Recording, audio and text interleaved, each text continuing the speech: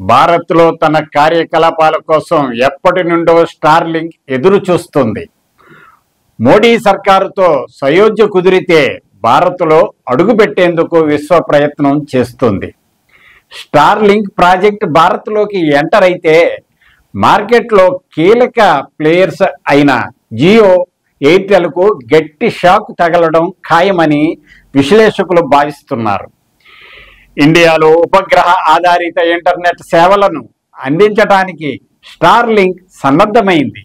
ఇందులో భాగంగా భద్రతా అనుమతులు పొందడం కోసం భారత ప్రభుత్వానికి అభ్యర్థన పంపింది.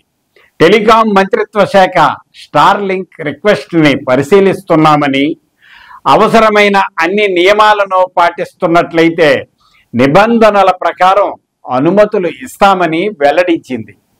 ప్రస్తుతం రిలయన్స్ జియో భారత బ్రాడ్బ్యాండ్ మార్కెట్లో 1.4 కోట్ల వైడ్ కలెక్షన్లతో ఆధిపత్యం చెలాయిస్తుంది. 479 మిలియన్ల కంటే ఎక్కువ టెలికాం వినియోగదారులకు సేవలు అందిస్తుంది. అంబానీ కంపెనీ ఇప్పటికే ఉపగ్రహ బ్రాడ్బ్యాండ్ సేవలను ప్రారంభించడానికి భద్రతా అనుమతులు పొందినట్లు మీడియా నివేదికలు చెబుతున్నాయి. ఇక స్టార్లింక్కు సెక్యూరిటీ క్లియరెన్స్ లభిస్తే మార్కెట్లో జియోకి గట్టి పోటీగా ఎదుగుతుందని భావిస్తున్నారు.